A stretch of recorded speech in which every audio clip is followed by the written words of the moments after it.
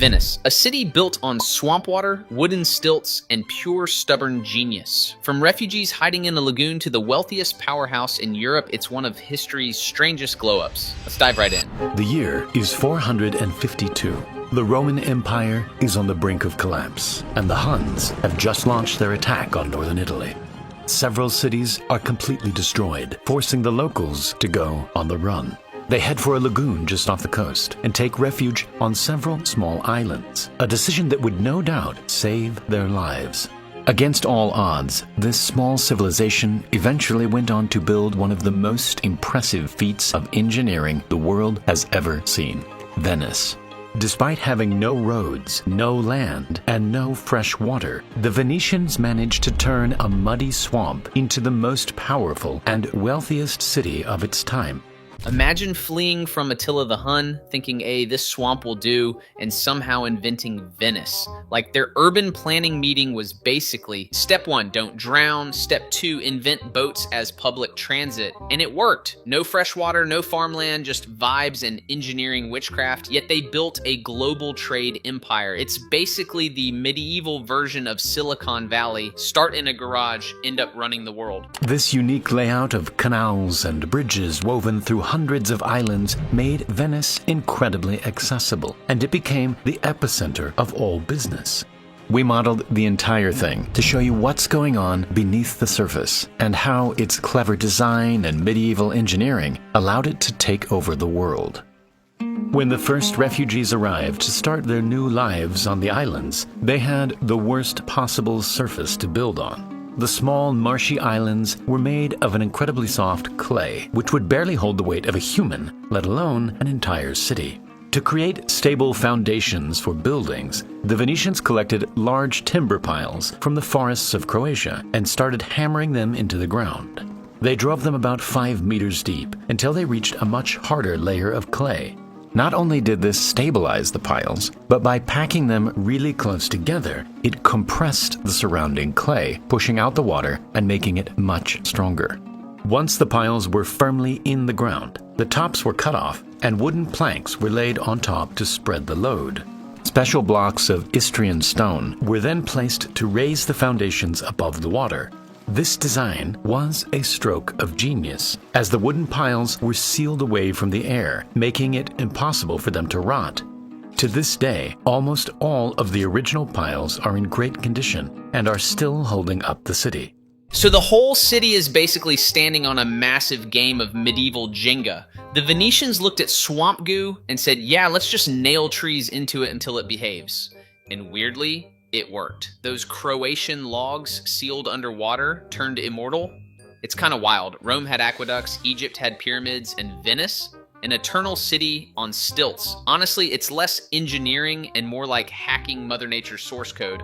Once the foundation had been properly laid down, the buildings themselves were built. Venetians started off using wood for their houses, but after numerous fires, they switched to brick. To keep the buildings as lightweight as possible, they had to be no more than 3 stories high. Lime mortar had to be used instead of cement because it was flexible and would allow the entire building to flex as the ground beneath slowly moved. The inner walls were built in a crisscross pattern that would also flex like a trellis. The facade walls, which had large windows and elegant stone designs, made them much heavier, and so in order to stop them from falling over, they were pinned into the floor using iron rods, keeping the entire building together. This method of building worked well for the Venetians, and soon several islands around the lagoon were established in this way. Instead of expanding outwards like most cities, these islands expanded into each other. At first, boats were the only way to cross between the islands, but eventually the islands grew closer together, and many could be crossed by simply wading through the shallow water on a horse.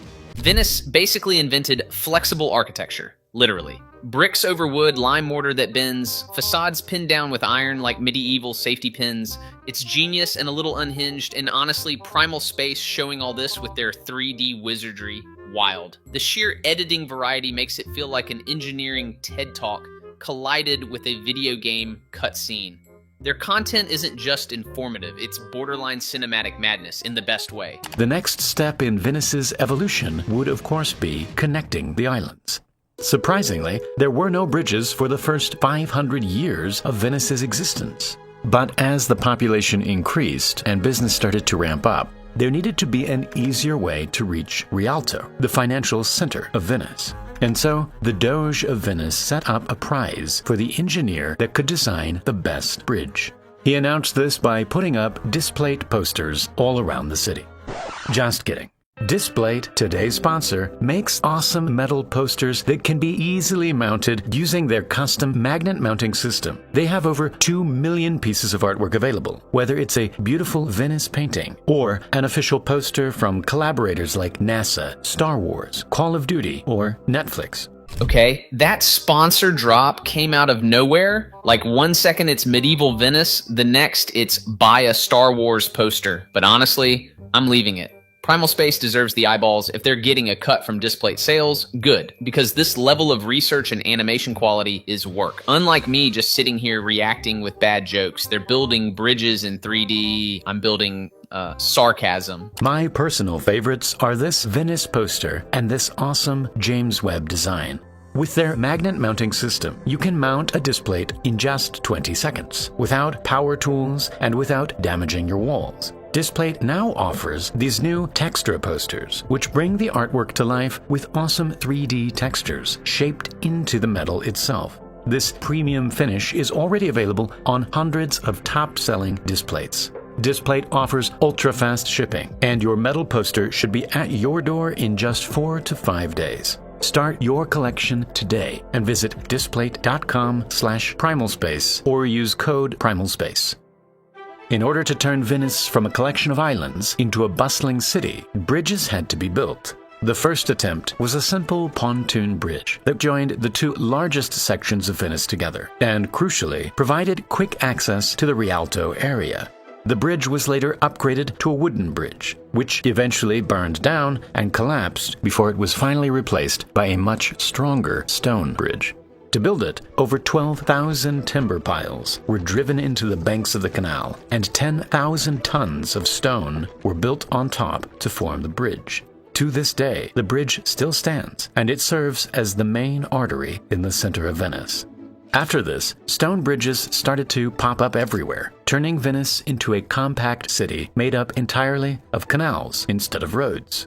This gave Venice a unique advantage, since the canals allowed goods and traffic to flow quickly through every part of the city. The messy overlap of pedestrians and horse-drawn traffic didn't exist in Venice, since the walkways and canals were completely separated. Yet people could transition between the two effortlessly without slowing down. By now, the city had become the most powerful and richest city in Europe. Everything being bought and sold went through Venice, and the Venetians were making enormous amounts of money. Venice basically invented urban traffic separation centuries before city planners even thought of bike lanes. No car jams, no horses colliding with merchants, just gondolas zipping goods around like watery delivery trucks, and that Rialto Bridge, still standing after fire, collapse, and 12,000 tree stilts holding it up. It's like the OG build once, last forever flex. By the time Europe realized what was happening, Venice had turned canals into highways and itself into the Amazon Prime of the Middle Ages. But as business increased, so did the population, and the demand for fresh water was out of control. Despite being surrounded by water, Venice couldn't use any of it, since it was extremely salty and undrinkable. Without natural springs or rivers to collect fresh water, Venice relied upon boats to deliver water from the mainland. But with 170,000 people, the demand became too much, and the Venetian engineers had to get creative.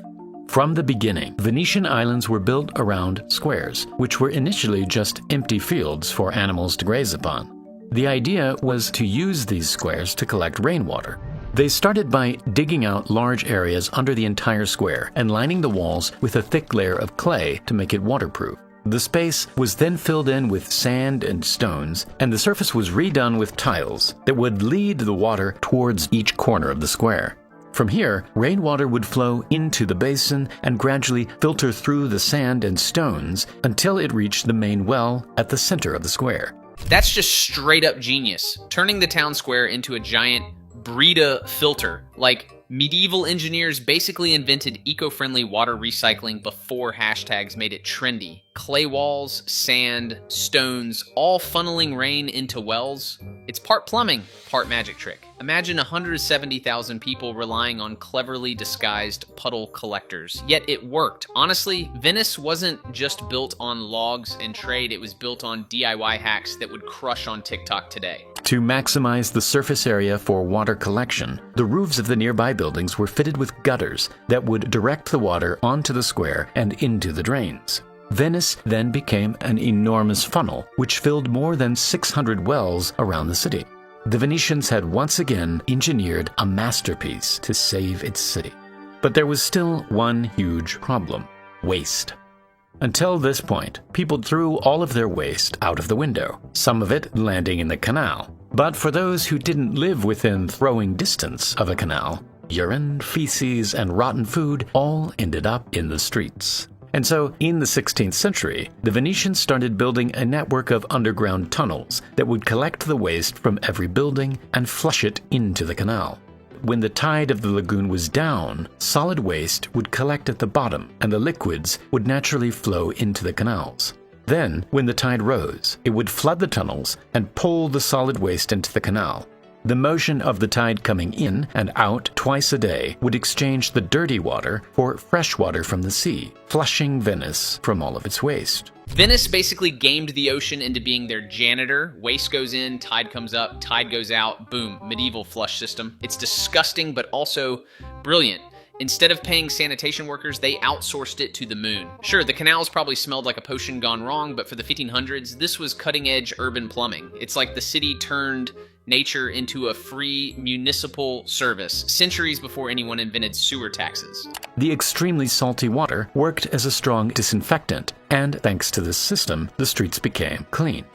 Amazingly, almost all of the incredible engineering that made Venice is still around today. The bridges, the canals, the buildings are all ancient relics sitting on a forest that has held up the entire city for over 1,000 years. And now, time for the Primal Space giveaway. The winner of the previous giveaway is Leon. Congrats! In the next video, we'll be giving away this Primal Space designed Venice poster. All you need to do is sign up at the link below, like the video, and leave a comment saying what you think about Venice. Thank you very much for watching, and I'll see you in the next video. It's kind of wild to think a swampy refugee hideout turned into a 1,000-year-old empire of stone, wood, and water. Venice isn't just a city, it's a time capsule of impossible engineering, still standing on forests buried under the sea. The fact that bridges, canals, and literal tide-powered plumbing are still functioning is just insane. Huge credit to Primal Space for pulling this off in such stunning detail. The link's in the description, go show them love. And hey, the next video, let's just say it might surprise you. Stay nerdy.